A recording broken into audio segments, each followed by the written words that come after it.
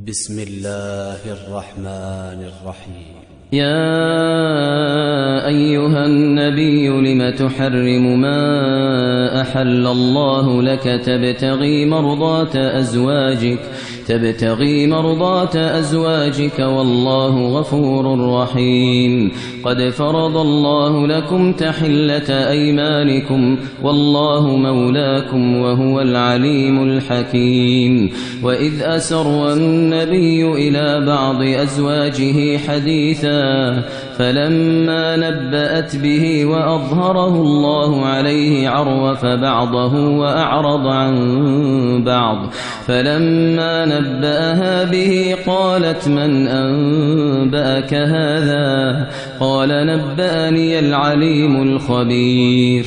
إن تتوبا إلى الله فقد صغت قلوبكما وإن تظاهرا عليه فإن الله هو مولاه وجبريل وصالح المؤمنين والملائكة بعد ذلك ظهير.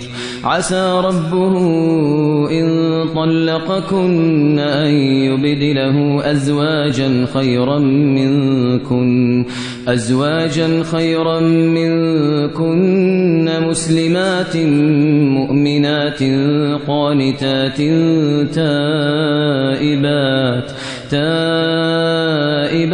عابدات سائحات ثيبات وأبكارا.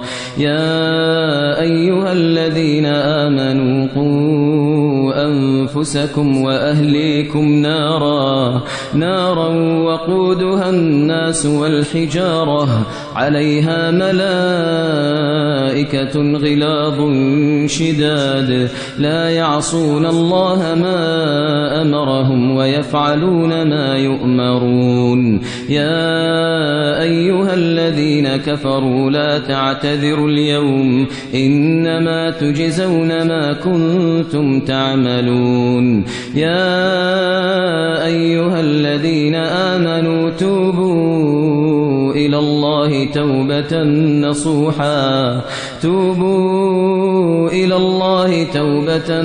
نصوحا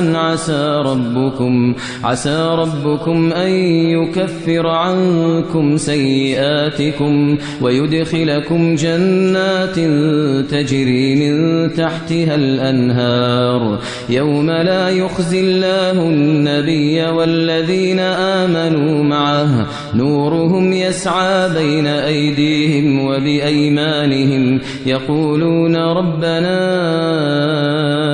أتمم لنا نورنا واغفر لنا إنك على كل شيء قدير. يا أيها النبي جاهد الكفار والمنافقين واغلظ عليهم ومأواهم جهنم وبئس المصير.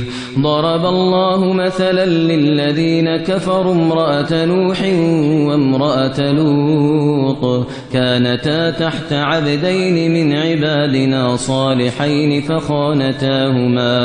فخانتاهما فلم يغنيا عنهما من الله شيئا وقيل ادخلا النار مع الداخلين. وضرب الله مثلا للذين آمنوا امرأة فرعون إذ قالت رب ابن لي عندك بيتا في الجنة ونجني من فرعون وعمله ونجني من القوم الظالمين.